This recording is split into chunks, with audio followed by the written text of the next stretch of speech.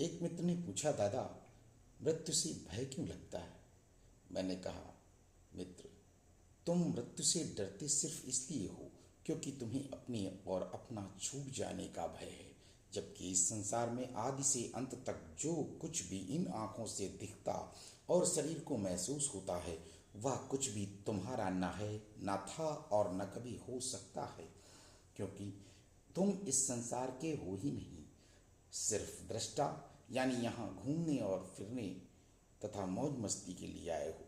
इसलिए जैसे बने खुश रहो, पर याद रखना, दूसरों पर अधिकार मत कर लेना, उन्हें बंधक बनाकर खुशियां मत बटोरने लगना, नहीं तो स्वयं बंध जाओगे। और यही तुम्हारी मृत्यु का भय भी है। स्वयं अनुभव करो। यदि तुम संसार में आकर होश संभालने तक माता पिता के संरक्षण में रहने के बाद अपने जीवन के प्रदर्शन के लिए उन्हें धन्यवाद देकर आगे का जीवन शुरू करो और संसार के आनंद को भोगने और उसके कल्याण के लिए धन अर्जन कर प्रसन्न चित्त से संसार के हित के लिए उसका उपयोग करो और जीवन के हर पहलू को स्वीकार कर संसार के सभी जीवों को एक समझकर आवश्यकता अनुसार और अपनी हैसियत के अनुसार उनकी सहायता करो, पर कहीं भी कोई आसक्ति ना बनाओ। कर्म करो और आगे बढ़ जाओ।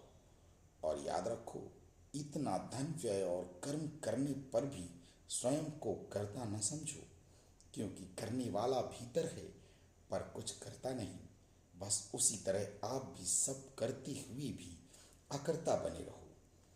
हर जीव की इच्छाओं का सम्मान करो, पर अपनी इच्छा ना बनाओ, क्योंकि कुछ इच्छाएं की थी तो ये जन्म मिला और पीछे न जाने कितनी गन जन्म कमा चुके हो। और जब इस तरह से जीवन जियोगे तो मृत्यु का भय स्वतः दूर हो जाएगा, क्योंकि जो तुम्हारा है ही नहीं उसे छोड़ने का भय कैसा। राधे राधे। नमो नमो।